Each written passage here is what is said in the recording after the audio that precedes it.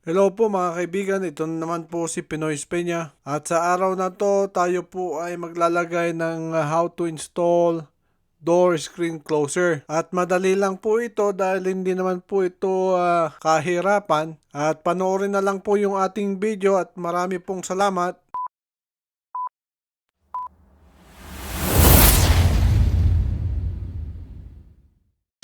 At ito na po yung ating ikakabit na door closer. At mabibili nyo nga po ito sa local hardware store. Katulad po ng Home Depot, Lowe's at kung ano-ano pa po. Unang-una po atin munang sukatin kung saan natin ilalagay ba yung ating hardware doon sa location na hindi po babangga doon sa ating frame ng pintuan. Tsaka naman po natin markahan. Mas maganda po pag namamarka na po yung 4 na lugar.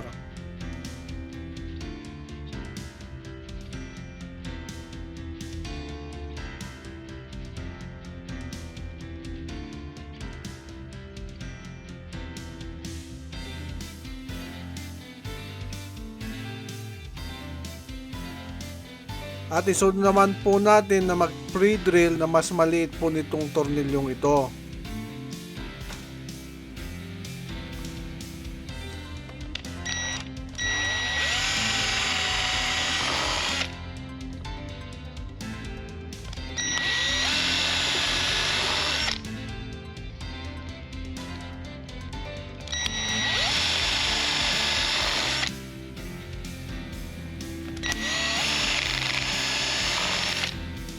At isunod naman natin na ilagay yung ating hardware.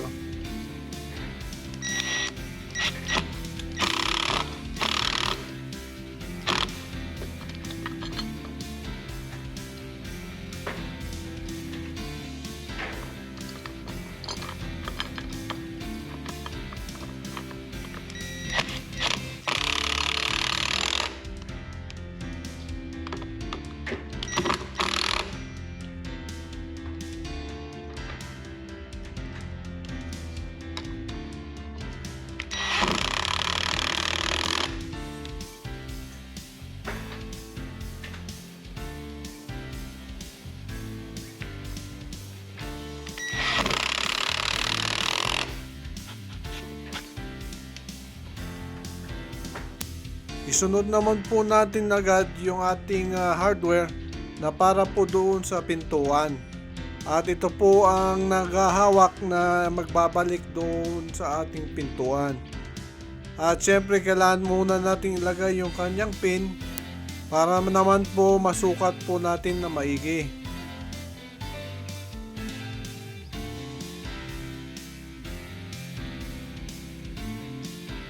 At katulad po ng sinabi ko kanina na kapag tayo po ay nagsusukat na yung ating cylinder po ay hindi po babangga sa ating frame ng ating pintuan.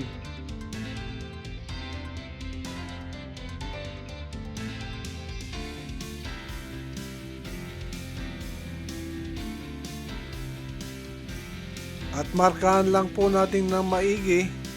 Kung meron po kayong pangmarka ng mas maganda na mas light, mas maigi na naman po. At tayo po ay magpe-pre-drill ulit, kaya gamitin ulit natin yung ginamit natin pong kaninang drill bit.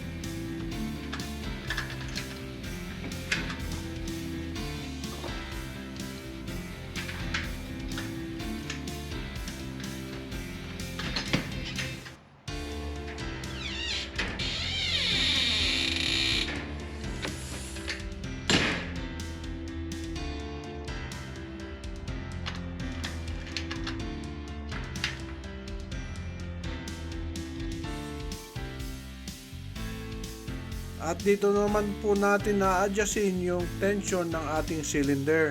Kapag hinigpitan po natin itong tornilyo, yung cylinder naman po ay umihigpit po yung balik. Kapag niluwagan po naman natin yung tornilyo, bumibilis naman po yung balik ng ating door screen.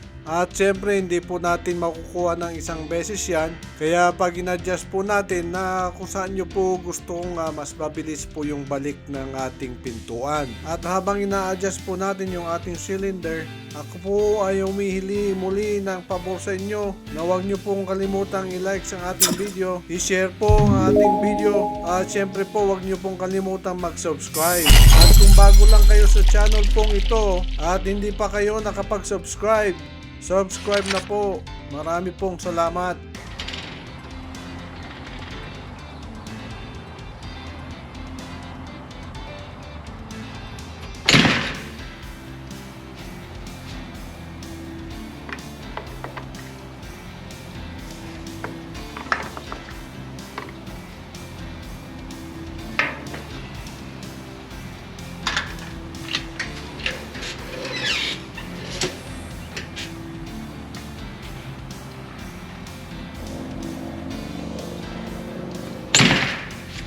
At dito naman po magtatapos ang ating video. Ito naman po si Pinoy Peña na lagi pong nagpapasalamat sa inyo. Lalong lalo na doon sa ating mga kababayan na nanonood ng ating mga video. At salamat din sa mga nagko-comment po. At syempre naman po doon sa mga kaibigan natin mga vloggers dyan. Mabuhay po kayo at sana umunlad po ang ating mga channel. Muli, marami pong salamat.